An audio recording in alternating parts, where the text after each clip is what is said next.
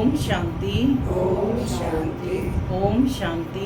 ओम शांति। ओम शांति। ओम शांति। आज 8 सितंबर 2025 प्रातः मुरली ओम शांति बाप दादा मधुबन। आज मीठी मधुर मुरली में बाबा ने बताया कि हम बच्चों को अपने कर्मों पर विशेष ध्यान देना है। बाबा ने कहा जितना आत्मिक स्थिति में यानी देही स्थिति में स्थित होकर के कर्म करेंगे वह कर्म सुकर्म बनते जाएंगे। तो बाबा ने कहा कि यदि अच्छे कर्म करो तो पुण्य आत्मा बन जाएंगे। साथ ही बाबा की आशा है, बाबा पॉजिटिव सोचता है कि बच्चे कौन हैं, सारे मेरे ऑलराउंडर पार्ट बजाने वाले। तो बहुत बहुत दैवी गुण अपने में धारण करने हैं। साथ ही बाबा ने कहा कि जो आत्मा का अभ्यास है उसे पक्का करना है, सबको आत्मा के रूप में देखना है। और ये मेहनत ही कि हम आत्मा है, हर एक को आत्मा की दृष्टि से देखना, यही हमें पद्मा पदमपति बनाएगी। बाबा ने कहा कि बच्चे धैर्य धारण करो, सुख के दिन आने वाले हैं। सुनते हैं आज के डायरेक्ट ईश्वरीय महावाक्य। ओम शांति। बाबा कहते मीठे बच्चे, पुण्य आत्मा बनने के लिए जितना हो सके अच्छा कर्म करो। पुण्य आत्मा बनने के लिए जितना हो सके अच्छा कर्म करो, ऑलराउंडर बनो, दैवी गुण धारण करो। ऑलराउंडर बनो, दैवी गुण धारण करो। आज की मुरली से प्रश्न है, कौन सी मेहनत करने से तुम बच्चे पद्मा पदम पति बनते हो? कौन सी मेहनत करने से तुम बच्चे पद्मा पदम पति बनते हो? कौन सी मेहनत करने से? 19 में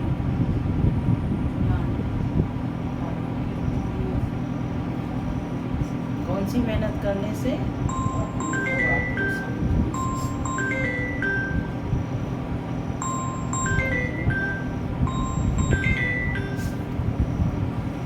बाबा कहते कि सबसे बड़ी मेहनत है क्रिमिनल आई को सिविल आई बनाना। सबसे बड़ी मेहनत है क्रिमिनल आई को सिविल आई बनाना। आँखें ही बहुत धोखा देती हैं। आँखों को सिविल बनाने के लिए बाप ने युक्ति बतलाई है कि बच्चे आत्मिक दृष्टि से देखो, देह को नहीं देखो, मैं आत्मा हूँ। देह को नहीं देखो, मैं आत्मा हूँ, यह अभ्यास पक्का करो। इसी मेहनत से तुम जन्म जन्मांतर के लिए पद्मा पदम पति बन जाएंगे। गीत चला, धीरज धर मनवा, सुख के दिन आएगी आए। ओम शांति माना मैं शांत स्वरूप आत्मा हूँ, शांति मेरा स्वधर्म है। बाबा कहते मीठे बच्चे अब घर वापस जाना है। ओम शांति। ये किसने कहा? ओम शांति ये किसने कहा? शिव बाबा ने शरीर द्वारा कहा। कोई भी आत्मा शरीर बगैर बोल नहीं सकती। बाप भी शरीर में प्रवेश कर आत्माओं को समझाते हैं, बच्चे अभी तुम्हारा जिस्मानी कनेक्शन नहीं है, यह है रूहानी कनेक्शन। कौन सा कनेक्शन जुड़ा है अब? रूहानी कनेक्शन। आत्मा को ज्ञान मिलता है परम पिता परमात्मा से। देहधारी जो भी हैं सब पढ़ रहे हैं। बाप को अपनी देह है नहीं, तो थोड़े टाइम के लिए इनका आधार लिया है। अब बाप कहते हैं अपने को आत्मा निश्चय कर बैठो। बेहद का बाप हम आत्माओं को समझाते हैं, उनके बगैर ऐसे कोई समझा ना सके। आत्मा आत्मा को कैसे समझाएगी?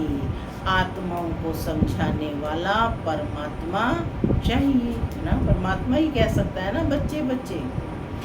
तो आत्मा आत्मा को कैसे समझाएगी? आत्माओं को समझाने वाला परमात्मा चाहिए, उनको कोई भी जानते नहीं। यह त्रिमूर्ति से भी शिव को उड़ा दिया है। ब्रह्मा द्वारा स्थापना कौन कराएंगे? ब्रह्मा तो नई दुनिया का रचयिता नहीं है। बेहद का बाप रचयिता सबका एक ही शिव बाबा है। ब्रह्मा भी सिर्फ अभी तुम्हारा बाप है, फिर नहीं होगा।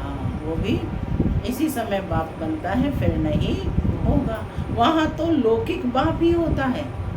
वहाँ कहाँ? सतयुग में ही केवल लौकिक बाप ही होता है। कलयुग में होता है लौकिक और पारलौकिक। अभी संगम पर कितने बाप होते हैं? लौकिक, अलौकिक और पारलौकिक, 3 बाप हैं। बाप कहते हैं सुख धाम में मुझे याद कोई नहीं करता। विश्व का मालिक बाप ने बनाया है, फिर चिल्लाएंगे क्यों? वहाँ और कोई खंड नहीं होते, सिर्फ सूर्यवंशी ही होते हैं। चंद्रवंशी भी बाद में आते हैं। अब बाप कहते हैं बच्चे धीरज धरो, बाकी थोड़े दिन हैं। पुरुषार्थ अच्छी रीति करो, दैवी गुण धारण नहीं करेंगे तो पद भी भ्रष्ट हो जाएगा। ये बहुत बड़ी लॉटरी है।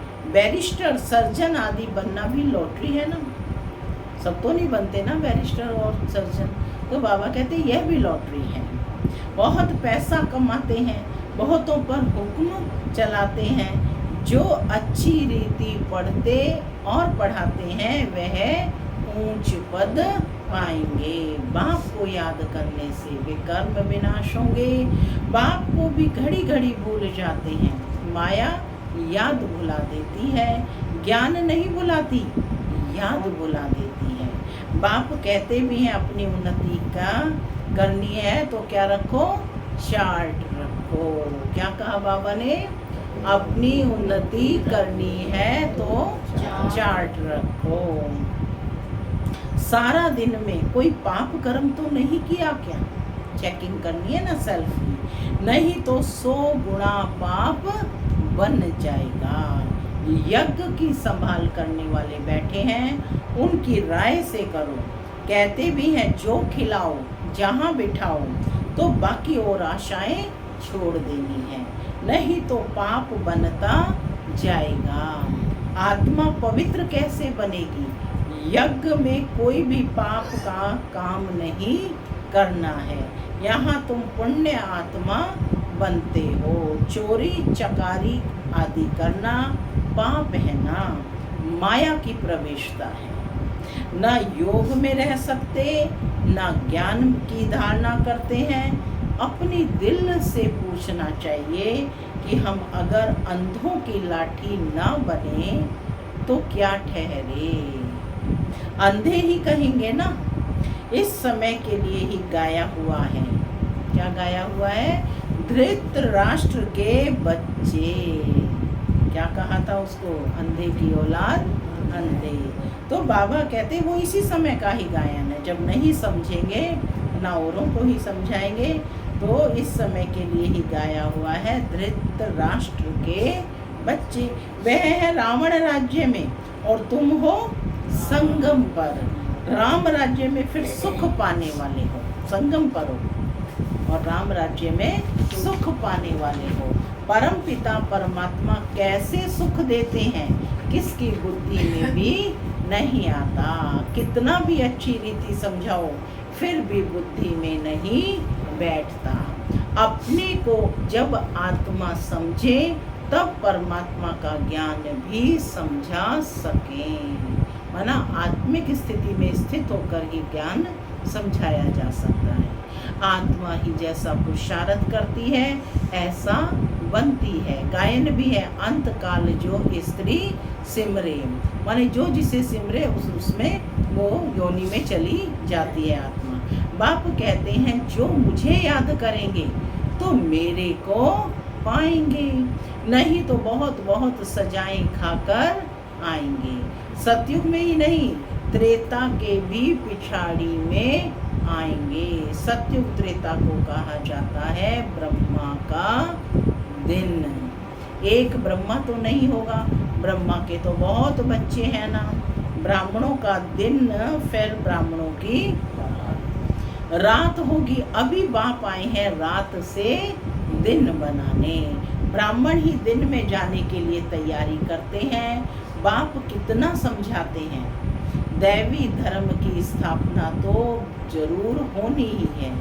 कलयुग का विनाश भी जरूर होना है। जिनको कुछ भी अंदर में संशय होगा तो वह भाग जाएंगे।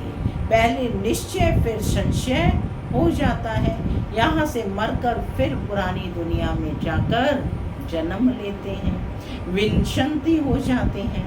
बाप की श्रीमत पर तो चलना पड़ेगा। पॉइंट तो बहुत अच्छी अच्छी बच्चों को देते रहते हैं। बाबा रोज बच्चों को अच्छी अच्छी पॉइंट्स देते हैं। पहले पहले तो समझाओ, तुम आत्मा हो, देह नहीं तो लॉटरी सारी गुम हो जाएगी। तो क्या समझना है, लॉटरी पानी है तो खुद को आत्मा निश्चय करना है। बल वहाँ राजाओं अथवा प्रजा सब सुखी रहते हैं, फिर भी पुरुषार्थ तो ऊंच पद पाने का करना है।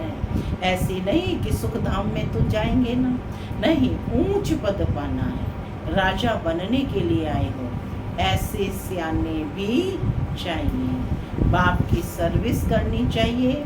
रूहानी सर्विस नहीं तो स्थूल सर्विस भी है। माने रूहानी नहीं कर सकते तो स्थूल सर्विस भी है बाबा के घर में। कहाँ मेल्स भी आपस में क्लास चलाते रहते हैं। एक बहन बीच बीच में जाकर क्लास कराती है। झाड़ धीरे धीरे वृद्धि को पाता है। सेंटर्स पर कितने आते हैं, फिर चलते चलते गुम हो जाते हैं। विकार में गिरने से फिर सेंटर्स पर भी आने में लज्जा आती है, ढीले पड़ जाते हैं। कहेंगे यह बीमार हो गया। बाप सब बातें समझाते रहते हैं। अपना पोता मेल रोज रखो, जमा और ना होती है घाटा और फायदा। आत्मा पवित्र बन गई, अर्थात 21 जन्म के लिए जमा हुआ। बाप की याद से ही जमा होगा। पाप कट जाएंगे। कहते भी हैं ना, हे पतित पावन बाबा आकर हमको पावन बनाओ। ऐसे थोड़े ही कहते हैं कि विश्व का मालिक आकर बनाओ। नहीं, यह तुम बच्चे ही जानते हो। मुक्ति और जीवन मुक्ति दोनों है पावन धाम। तुम जानते हो हम मुक्ति जीवन मुक्ति का वर्षा पाते हैं। जो पूरी रीति नहीं पढ़ेंगे वह पीछे आएंगे। स्वर्ग में तो आना है, सब अपने अपने समय पर आएंगे। सब बातें समझाई जाती हैं, फौरन तो कोई नहीं समझ जाएंगे। यहाँ तुमको बाप को याद करने के लिए कितना समय मिलता है। जो भी आए उनको यह बताओ कि पहले अपने को आत्मा समझो। यह नॉलेज बाप ही देते हैं, जो सभी आत्माओं का पिता है। आत्म अभिमानी बनना है। आत्मा ज्ञान उठाती है। परमात्मा को याद करने से ही विकर्म विनाश होंगे। फिर सृष्टि के आदि मध्य और अंत का ज्ञान देते हैं। रचयिता को याद करने से ही पाप भस्म होंगे। क्या कहा बाबा ने? रचयिता को याद करने से ही पाप भस्म होंगे। फिर रचना के आदि मध्य अंत के ज्ञान को समझने से तुम चक्रवर्ती राजा बन जाएंगे। बस यह फिर औरों को भी सुनाना है। चित्र भी तुम्हारे पास है। यह तो सारा दिन बुद्धि में रहना चाहिए। तुम स्टूडेंट भी हो ना। कौन बैठे हो? स्टूडेंट। बहुत गृहस्थी भी स्टूडेंट होते हैं। तुमको भी गृहस्थ व्यवहार में रहते कमल फूल समान बनना है। बहन भाई की कभी क्रिमिनल आई हो ना सके। यह तो ब्रह्मा के मुख वंशावली है ना। क्रिमिनल को सिविल बनाने के लिए बहुत मेहनत करनी होती है। आधा कल्प की आदत पड़ी हुई है, उनको निकालने में बड़ी मेहनत है।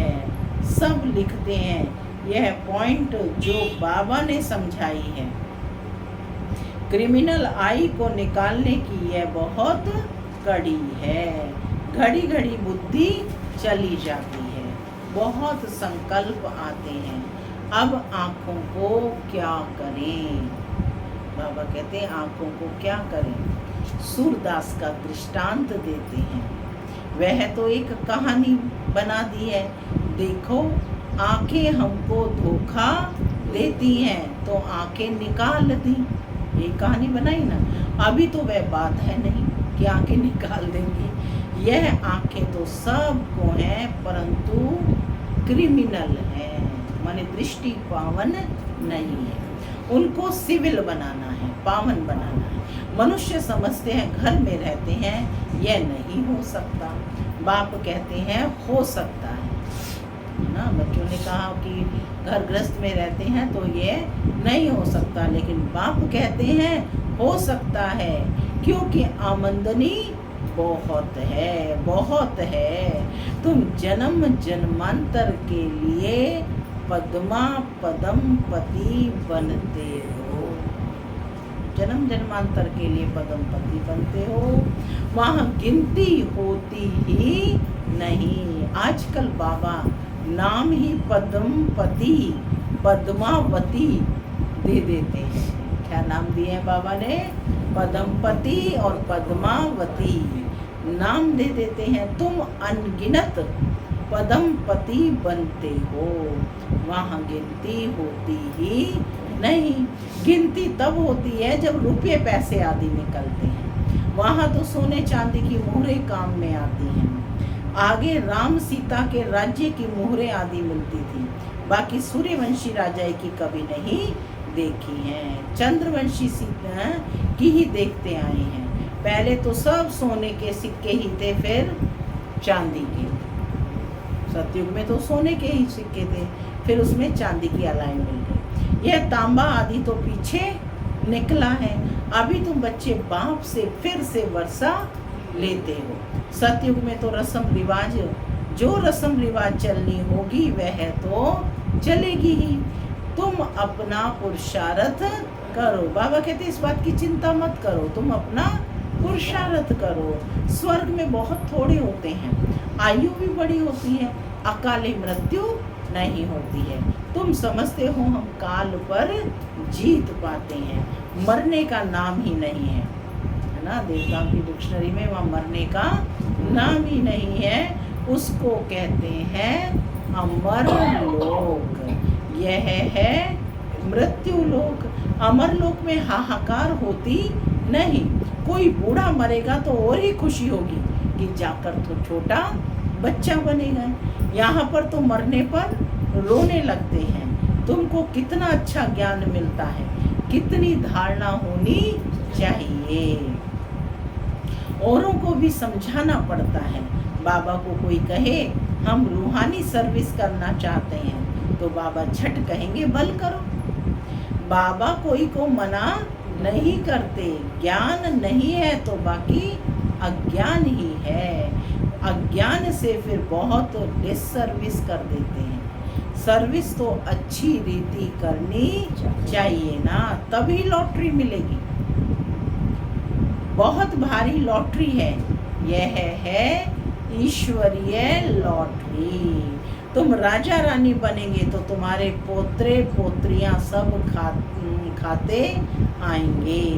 यहाँ तो हर एक अपने कर्मों अनुसार फल पाते हैं। कोई बहुत धन दान करते हैं तो राजा बनते हैं। तो बाप बच्चों को सब कुछ समझाते हैं, अच्छी रीति समझकर, और धारणा करनी है, सर्विस भी करनी है। सैकड़ों की सर्विस होती है। कहाँ कहाँ भक्ति भाव वाले बहुत अच्छे होते हैं। बहुत भक्ति की होगी तभी ज्ञान भी जचेगा। बहुत भक्ति की होगी तभी ज्ञान जचेगा। चेहरे से ही मालूम पड़ता है। सुनने से खुश होते रहेंगे, जो नहीं समझेंगे वह तो इधर उधर देखते रहेंगे या आंखें बंद कर बैठेंगे। बाबा सब देखते हैं, किसको सिखलाते नहीं हैं तो गोया समझते कुछ नहीं। एक कान से सुन दूसरे से निकाल देते हैं। अभी यह समय है बेहद के बाप से बेहद का वर्षा लेने का। जितना लेंगे जन्म जन्मांतर कल्प कल्पांतर मिलेगा, नहीं तो फिर पीछे बहुत पछताएंगे। फिर सबको साक्षात्कार होगा। हमने पूरा पढ़ा नहीं इसलिए पद भी नहीं पा सकेंगे। बाकी क्या जाकर बनेंगे? नौकर चाकर साधारण प्रजा। यह राजधानी स्थापन हो रही है। जैसा जैसा करते हैं उसके अनुसार फल मिलता है। नई दुनिया के लिए सिर्फ तुम ही पुरुषार्थ करते हो। मनुष्य दान पुण्य करते हैं, वह भी इस दुनिया के लिए। यह तो कॉमन बात है। हम अच्छा काम करते हैं तो उसका दूसरे जन्म में अच्छा फल मिलेगा। तुम्हारी तो है 21 जन्मों की बात। जितना हो सके अच्छा कर्म करो, ऑलराउंडर बनो। नंबर 1 पहले ज्ञानी तू आत्मा और योगी तू आत्मा चाहिए। ज्ञानी भी चाहिए। भाषण के लिए महारथियों को बुलाते हैं ना, जो सब प्रकार की सर्विस करते हैं, तो पुण्य तो होता ही है। सब्जेक्ट्स है ना। योग में रहकर कोई भी काम करें तो अच्छे मार्क्स मिल सकते हैं। अपनी दिल से पूछना चाहिए कि हम सर्विस करते हैं क्या, या सिर्फ खाते हैं सोते हैं।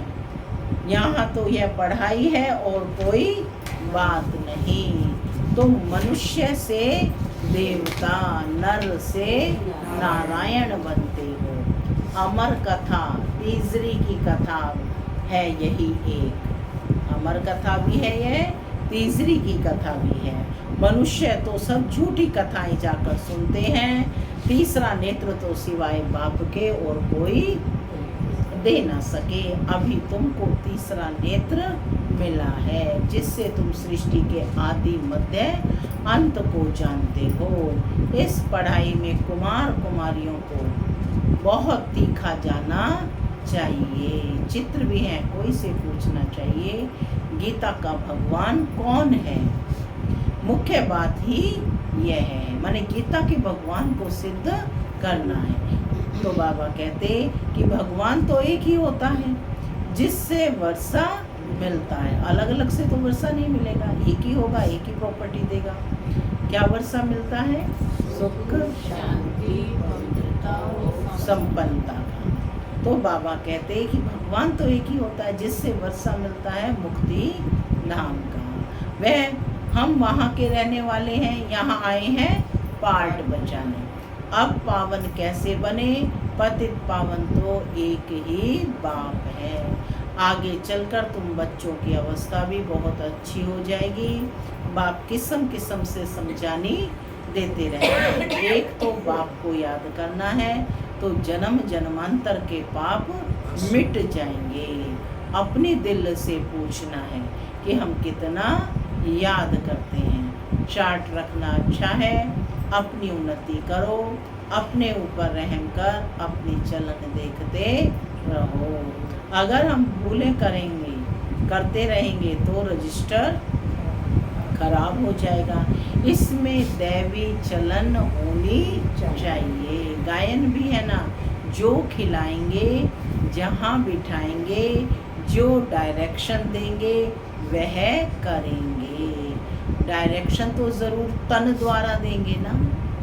गेटवे टू स्वर्ग, यह अक्षर अच्छा है, यह द्वार है स्वर्ग में जाने का।